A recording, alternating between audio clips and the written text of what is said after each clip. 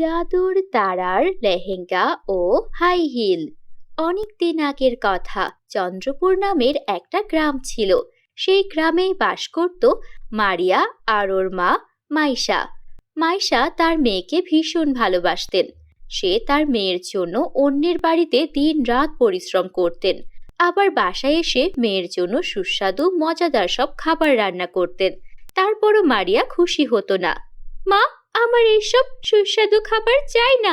তোমাকে কতবার বলেছি, সবাই সবার বাবার সঙ্গে কত আনন্দ করে, স্কুলে বাবাদের সঙ্গে যায়। আমার বাবা কোথায় মা, বলো না, আমার বাবা কোথায়? তোকে আমি কতবার বলেছি তোর বাবার কথা আমার কাছে জানতে চাইবি না। কেন মা, কেন? কেন জানতে পারবো না? আমার বাবা কি মারা গেছে?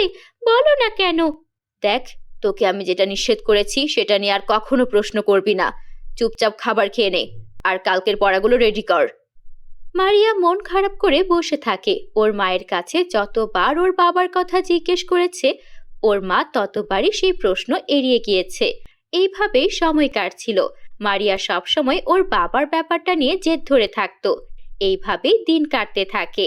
মারিয়াদের স্কুলে অ্যানুয়াল ফাংশনে একটা প্রতিযোগিতার আয়োজন করা হয়, যেখানে যার পোশাক সবচেয়ে সুন্দর হবে, যে সবচেয়ে সুন্দর লেহেঙ্গা আর হাই হিল পরে আসবে, তাকে মডেল ঘোষণা করা হবে। সাথে দেওয়া হবে 1 বছরের জন্য একটা ক্রাউন। সেই ক্রাউনটা যার মাথায় থাকবে, তাকে সুপার মডেল হিসেবে পরবর্তী বছর নিয়ে যাওয়া হবে অন্য একটি স্কুলে, যেখান থেকে সে ভবিষ্যতে বড় হয়ে অনেক বড় মডেল হতে পারবে। এই সব কিছু শুনে মারিয়া অনেক খুশি হয়। আমার তো ছোট থেকেই স্বপ্ন সুপার মডেল হওয়া, কিন্তু এই গ্রামে থাকলে আমি কখনো সুপার মডেল হতে পারবো না। তাই আমাকে সবচেয়ে বেস্ট লেহেঙ্গা আর বেস্ট হাই হিল পরতে হবে। তখন আমাকে সবচেয়ে সুন্দর লাগবে আর আমি সুপার মডেলের জন্য সিলেক্টেড হব। এইভাবে যখন মারিয়া ক্লাসে বসে বসে কথা বলছিল, মারিয়ার পাশে পিঙ্কি নামের একটা অহংকারী ধনী মেয়ে কথাগুলো শুনে নেয় আর বলে, হা হা হা হা, গাছে কাঁঠাল কোফে তেল, তোর স্বপ্ন স্বপ্নই রয়ে যাবে। তোর মা তো মানুষের বাসায় কাজ করে খায়, কাজের মেয়ের মেয়ে নাকি হবে সুপার মডেল। ওই স্বপ্ন দেখা বাদ দে, বুঝলি? তুই যে কোনো রকমে ক্লাসে পড়ে ফার্স্ট হোস, এটাই তো তোর জন্য অনেক। আবার সুপার মডেল হতে চাস? লজ্জা করে না তোর? তোর কি মনে হয় তোর মা তোকে কোনো ভালো ডিজাইনার লেহেঙ্গা কিংবা হাই হিল এনে দিতে পারবে? আর তোর তো বাবাও নেই। যার বাবা নেই তার কিছুই নেই, বুঝলি? যা এখান থেকে। এইসব শুনে মারিয়ার ভীষণ মন খারাপ হলো। মারিয়া বাসায় এসে বলল, মা, তোমার কাছে আমি আমার বাবার কথা আর কখনো জিজ্ঞেস করব না। তবে তুমি আমাকে সুন্দর একটা ডিজাইনার লেহেঙ্গা আর হাই হিল এনে দাও। আর যদি না পারো বলো আমার বাবা কোথায় থাকে, আমি আমার বাবার কাছ থেকে এসব নিয়ে আসবো। বলো মা, বলো। তুই আবারও একই কথা শুরু করলি মারিয়া। তোকে এর আগেও অনেকবার না করেছি তোর বাবার কথা জানতে চাইবি না, আর তুই এখনো আবার বায়না ধরা শুরু করলি। হয়েছে মা, বুঝেছি। আমাকে আর কিছু বলতে হবে না। আমি আমার বান্ধবীর বাসায় চলে যাচ্ছি, আর আসবো না তোমার কাছে। মারিয়া রাগ করে ওর বান্ধবীর বাসায় চলে যায়। এদিকে মাইশা মন খারাপ করে জঙ্গলের দিকে হাঁটতে থাকে আর বলতে থাকে, মেয়েটাকে আমি কিভাবে বোঝাবো যে ওর বাবা নেই? আমি ওকে একটা ডাস্টবিনে কুড়িয়ে পেয়েছিলাম।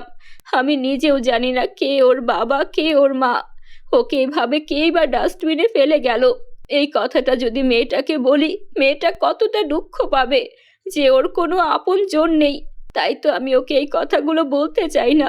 আরও বারবার ওর বাবার কথা বলে। ও তো একটা লেহেঙ্গার হাই হিল চেয়েছে। যে করেই হোক আমাকে এটার ব্যবস্থা করতে হবে। আমি জঙ্গল থেকে বেশি করে কাঠ কুড়ো এগুলো কুড়িয়ে নেই। বিক্রি করে যে টাকা হবে তাই দিয়ে চেষ্টা করব। এই ভেবে মাইশা সামনে এগিয়ে যাচ্ছিল, কিন্তু কিছু দূর যেতেই দেখে একটা জায়গা থেকে অনেক আলো আসছে। আলো কোথা থেকে আসছে দেখি তো। একটু আগিয়ে গিয়ে দেখে সেখানে একটা বিশাল বড় তারার ঘর। সেগুলো একদম চকচক করছিল। মাইশা তখন ঘরে প্রবেশ করে। ভিতরে কেউ আছেন? এখানে এই তারার ঘরটা কোথা থেকে এলো? আরে, কে তুমি? তুমি এই ঘরটা কিভাবে দেখলে? আমি হচ্ছি তারার পরী। এই ঘরে সবাই প্রবেশ করতে পারে না।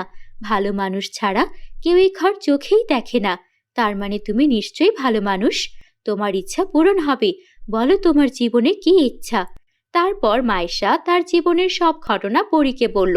পরী বলল, তোমার সব সমস্যার সমাধান তো করবই, তার আগে তোমার মেয়েকেও বুঝতে হবে সে তার মায়ের সঙ্গে এভাবে খারাপ আচরণ করতে পারে না। তুমি আমার এখানে আগামী 3 দিন থাকবে। এই 3 দিন তোমার মেয়ে তোমার অভাবটা যখন বুঝবে তখন আমি সব ঠিক করে দেব। আমাকে তুমি বিশ্বাস করো।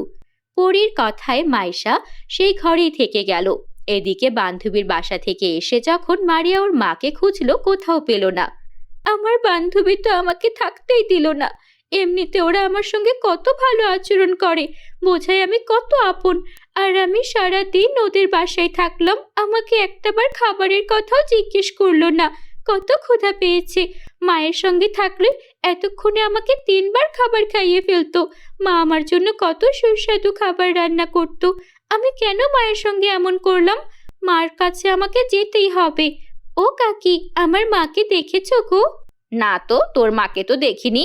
আচ্ছা, তুই তোর মায়ের সঙ্গে এত খারাপ আচরণ করিস কেন? তুই কি জানিস তোর মা তোর জন্য কত কষ্ট করেছে, কত ত্যাগ স্বীকার করেছে? না তো কাকি, কি হয়েছে? কি কষ্ট স্বীকার করেছে মা আমার জন্য? এই যে তোর জন্য মানুষের বাসায় কাজ করে, এটা কি কম? তার থেকে বড় কথা, তোকে তো ডাস্টবিনে কুড়িয়ে পেয়েছিল।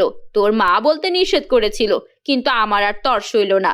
তুই তোর মায়ের সঙ্গে যা ব্যবহার করিস, এসব করলে ধর্মেও সইবে না। তোর মায়ের সঙ্গে আর এমন খারাপ আচরণ করিস না।